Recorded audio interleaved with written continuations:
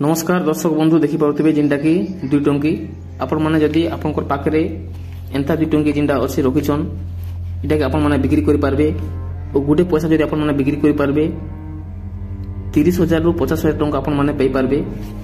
ये मूर्ति जिनटा कि देखि पारुथिबे आपण मैंने ई 2 टंकी रे इने खास काना अछि तार विषय हम जानि पारमा।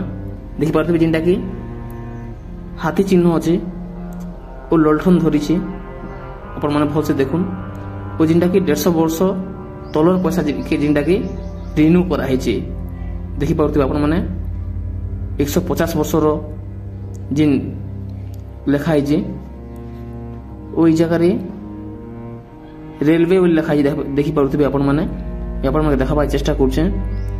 यदि आपण माकर पाखरे जदि ई पैसाटा जिन रखिछन जिन गुलाब टोई आपण माने 30,000 50,000 टଙ୍କା बिक्री कर पारबे।